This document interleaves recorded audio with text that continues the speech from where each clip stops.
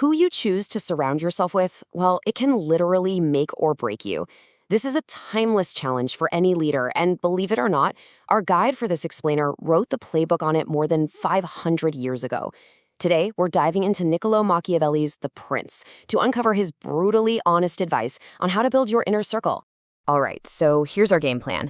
First, we'll talk about why your team is the very first test everyone's going to judge you on.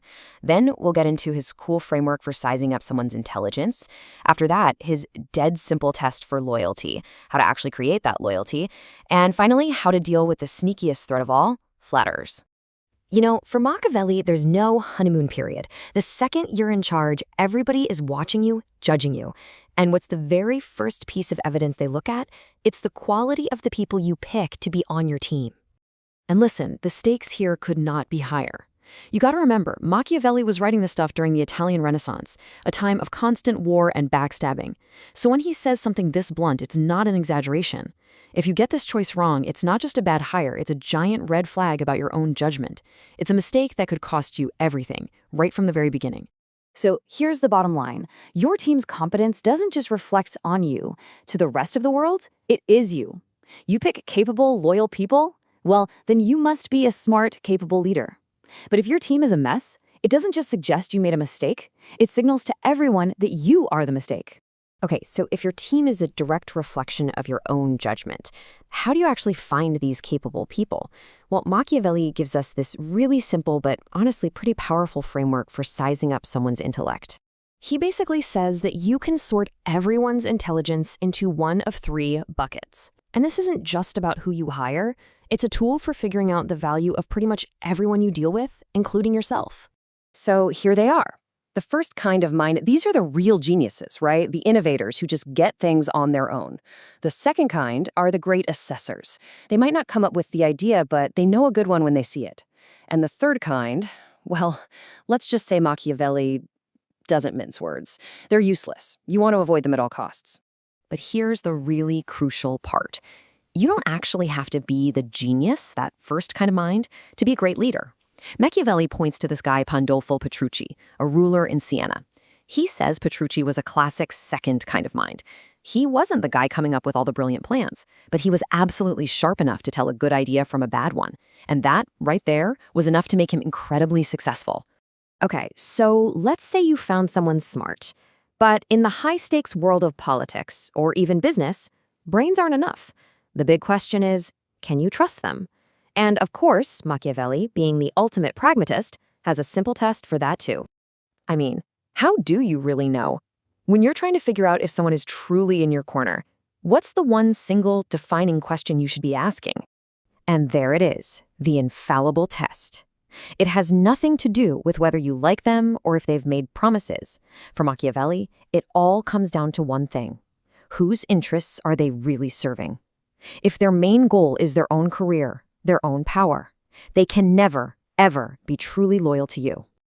So how do you spot this in the wild? You have to be a detective. You have to constantly analyze their actions and ask, who does this really benefit?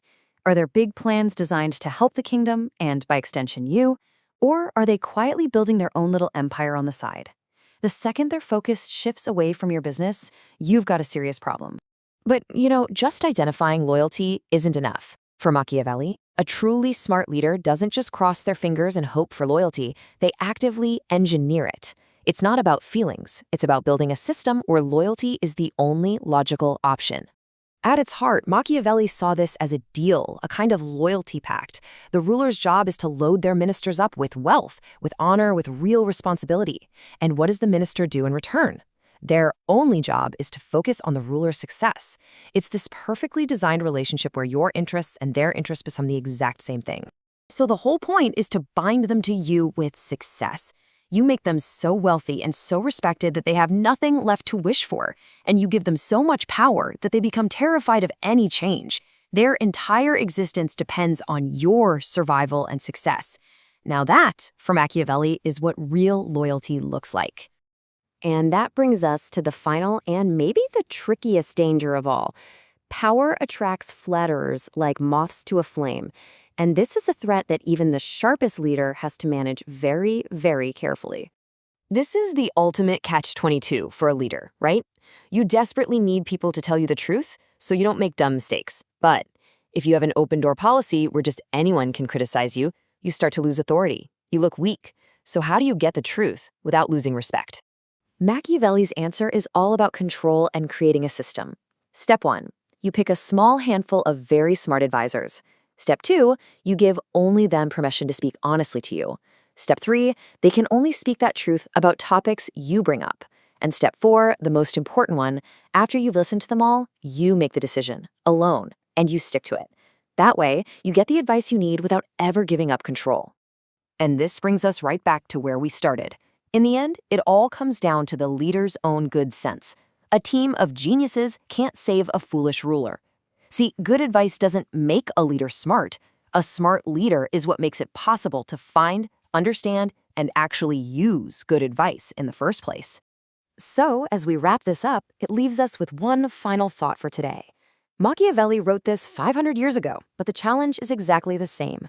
In our world of social media echo chambers and corporate yes-men, maybe the ability to find and protect real, candid, critical truth is the ultimate superpower. If you enjoyed this summary and want to explore the complete book, you'll find the link in the description below. Thank you so much for watching, and happy reading.